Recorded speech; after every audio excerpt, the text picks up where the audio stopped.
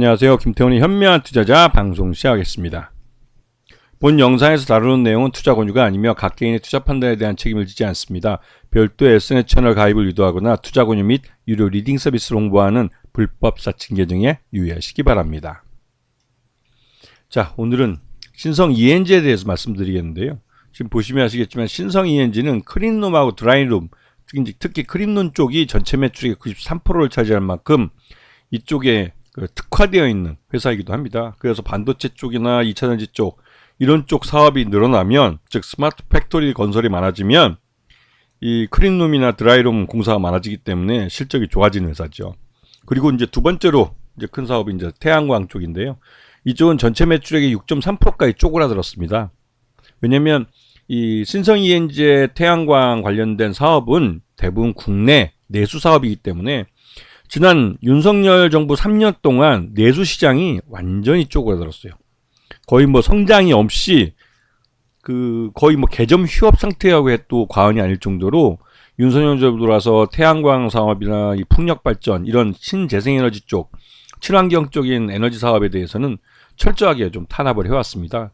특히나 이제 이 태양광 쪽은 이전 정부인 문재인 정부 때 권력형 비리라고 이걸 정의 내리면서 검찰들을 동원해서, 검사들을 동원해서 압수수색을 하고 그러니까 은행들도 이 태양광이나 풍력 관련된 사업에 돈을 대출해주지 않았죠. 대출이 안 일어나니 당연히 사업이 이제 뭐 벌어지는 것보다는 기존 사업을 마무리하기가 급급한 상황이 돼버렸고, 그러다 보니 재생에너지 사업 매출액이 6.3%까지 쪼그라든 겁니다. 근데 이런 현 상태에서 요번에 이제 이 신성 ENG의 클린룸 사업 쪽이 좀 어려웠던 게, 작년에 삼성전자 편택 반도체 2단계 공사가 중단이 됐습니다. 갑작스럽게 중단됐는데 그 이면을 한번 살펴보면 이거는 다분히 윤석열 정부의 용인 반도체 클러스터 때문에 이 중복 투자에 대한 우려가 커진 거죠. 그리고 윤석열 정부 측에서 삼성전자가 평택보다는 이 용인의 반도체 공장에다가 이 투자를 해주기를 강력히 요청했습니다. 근데 그도 그럴 게 벌써 이제 윤석열 정부 때 여러 가지 뒷말들이 많이 나왔는데, 뭐 김건희 부인이죠. 김건희 쪽 처가 쪽이 이 용인 주변에다가 땅을 사놨다는 등 이런 소문이 들릴 정도로 하여튼 논란이 많았습니다. 그리고 무엇보다도 이 용인에 있는 반도체 공장, 반도체 클러스터에다가 에너지원을 미국의 SMR이라고 해가지고 저걸 쓰겠다고 하다 보니 말이 안 되는 거죠. 미국 SMR을 우리나라도 이미 벌써 개발을 해놓고 있는 SMR, 소형 모듈형 원전을 어떻게 우리나라 게 아니라 미국 거를 사용해서 에너지원을 사용한다는 건 말이 좀 안 되는 상황이었습니다. 그런데도 불구하고 용인은 원전에서 나오는 방사능 누출이나 이런 사고가 발생했을 때 위험 반경에 서울의 강남이 들어갑니다. 이 말뜻은 만에 하나라도 용인에서 이 반도체 그러니까 방사능 누출이나 같은 사고가 발생하면 용인부터 서울의 강남, 노른자의 땅이 모두 사람이 살 수 없는 땅이 된다는 위험한 상황이 발생할 수 있다는 거죠. 이러면 우리나라 국부의 거의 한 반 정도가 날아갈 수 있는 그런 위험한 상황이 벌어질 수도 있습니다. 한마디로 윤석열 이쪽 정부 애들은 그러니까 뭐 진짜 부동산 투기를 목적으로 용인을 개발하려고 했다면 완전히 부동산 소탐 대시죠. 국부를 거의 반을 날려버릴 만한 그런 위험한 짓을 했으니까요. 하여튼 뭐 이게 윤석열 탄핵으로 다 물 건너가게 되고, 결국 삼성전자도 평택 반도체 2단계 공사를 재개할 가능성이 높습니다. 왜냐면 이미 1단계 공사를 끝내고 2단계 공사까지 다 이제 계획을 하고 있었는데 갑자기 용인 클러스터가 끼어들어가지고, 이렇게 되면 삼성전자는 기존의 투자 계획을 세웠던 걸 다 바꿔야 되는 거였어요, 상황이. 하지만 이제는 다시 삼성전자가 원래 계획했던 대로 평택 반도체 2단계 공사에 들어가면 이 2단계 공사의 클린룸을 수주한 이 신성 ENG는 고스란히 실적을 다시 회복시킬 수가 있습니다. 여기다가 아까도 말씀드렸지만 태양광 사업에 대해서 윤석열 정부가 탄압을 했었는데, 요번에 이제 이 아리백이라고 예전에 대선 기간에 윤석열이 이 아리백을 대답 못해서 참 세간에서 무식하다는 소리를 많이 들었었는데요. 근데 뭐 평생 뭐 검사나 했던 사람이 뭘 알겠습니까? 라는 말을 하면서 그냥 은근슬쩍 넘어갔었는데 진짜 무식한 거죠. 알리백에서 알리, 리는 리사이클링 해서 다시 재생 뭐 이런 뜻이죠. 그리고 백은 100% 재생 에너지를 사용해서 어떤 재화를 생산한다. 그렇게 생산된 재화에게만 유럽이나 미국 같은 곳에서 선진국에 수출이 될 수 있도록 허용하고, 그렇지 않고 화석연료나 이러한 탄소를 배출시키는 에너지를 갖고 이 재화를 만들었을 때는 그 재화에다가 탄소세 같은 것을 부과시키겠다. 그러면 그 자체가 하나의 유럽 시장, EU 시장이나 미국 시장의 진입 장벽이 됩니다.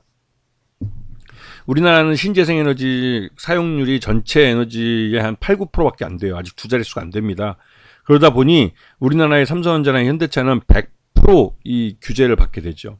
그래서 이 현대차도 그렇고 삼성전자도 그렇고 자체 공장 지붕에다가 태양광 패널을 쫙 깔아버리고 그런 짓을 하는 겁니다. 대규모로 정부가 안 하기 때문에 자체적으로 에너지원을 이 태양광이나 이런 친재생에너지 쪽으로 바꾸기 위해서 자체적으로 투자를 하는 것이죠.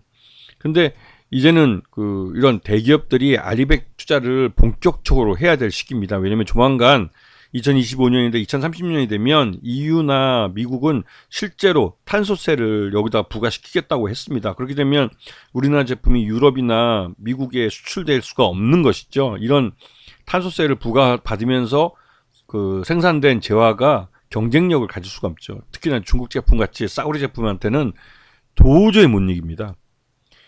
자, 그래서 지금 현재 보면 여러 가지 프로젝트가 진행되고 있는데, 앞에서 말씀드렸듯이 삼성전자 평택 공장 클린룸이 가장 큰 프로젝트예요. 신성 ENG에게는.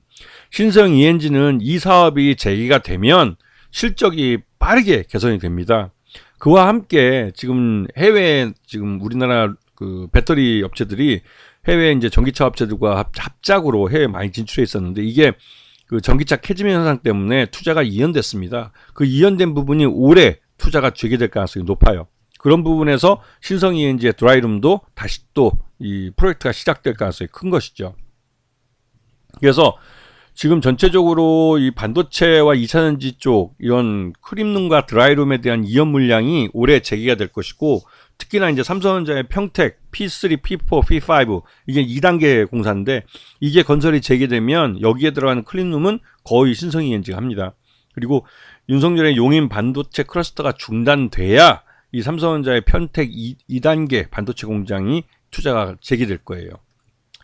그래서 이번 3분기까지 실적을 놓고 보면 영업 손실 적자 전환을 했고요. 단기 순손실도 좀 크게 발생한 상황입니다. 그래서 실적만 놓고 봐서는 신성 ENG가 별로 메리트가 없어 보이지만, 이거는 작년 실적이 나쁘다는 게 확인이 된 상태에서 부실을 한꺼번에 떨어버린 겁니다.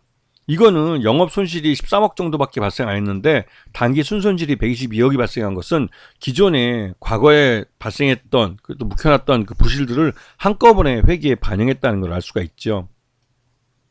그리고 앞에서 말씀드렸듯이 삼성전자 이 공장이 가장 반도체 쪽으로 가장 큰 것이고, 그다음에 LG 디스플레이나 LG 이노텍도 투자를 하고 있고, 한화 이센셀 이런 데도 투자를 하고 있습니다. LG 엔솔도 국내에 투자를 하고 있고요. 그다음에 전 세계적으로도 이 드라이룸 2차전지 쪽 배터리 쪽에 나가는 것들하고 또 다양하게 클린룸 사업을 벌이고 있는데, 여기에 또 신성 ENG가 그러니까 진출해 있죠.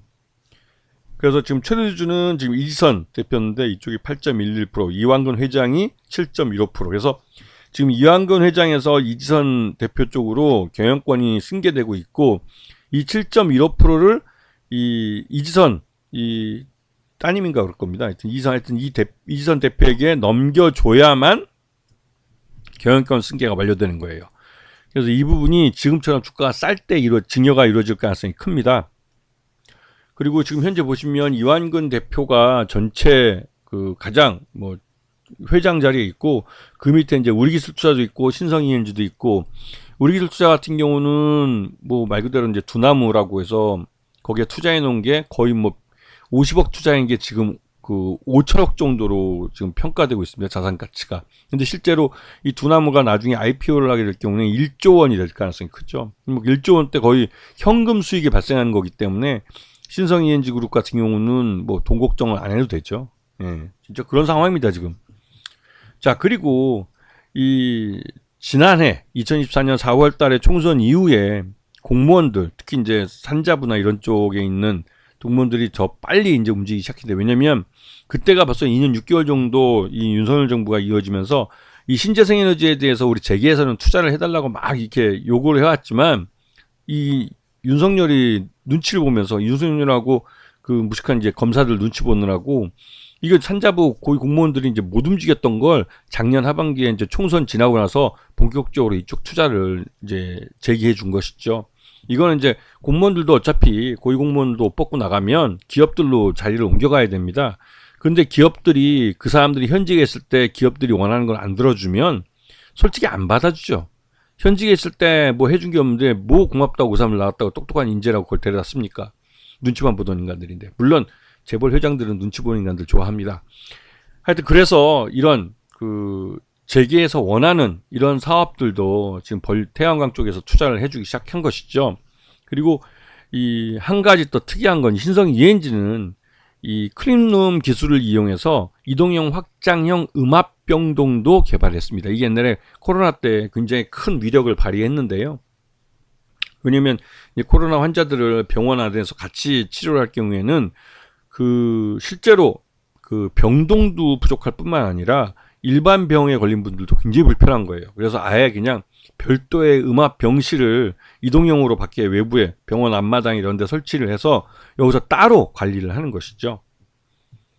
자, 그래서 그리고 이제 이 아리백이라는 거, 이 아리백이 본격적으로 이제 투자가 재개되고 있습니다. 그래서 이런 부분에 대해서 이게 윤석열이 탄핵되고 나면서 이제 국내 대기업들도 본격적으로 아리백에 투자를 하고 있고, 또 이런 투자에 대한 소식들이 속속 들려오면서 말 그대로 이 태양광 쪽 관련된 업체들은 이제 내수 시장이 새로 급격하게 성장하게 되는 겁니다. 그런 면에서 꽤 큰 실적 회복이 기다리고 있는 것이죠. 왜냐면 지난 3년 동안 투자 안 됐던 게 한꺼번에 본물 터지기 때문에 이쪽이 실적이 꽤 괜찮아질 겁니다.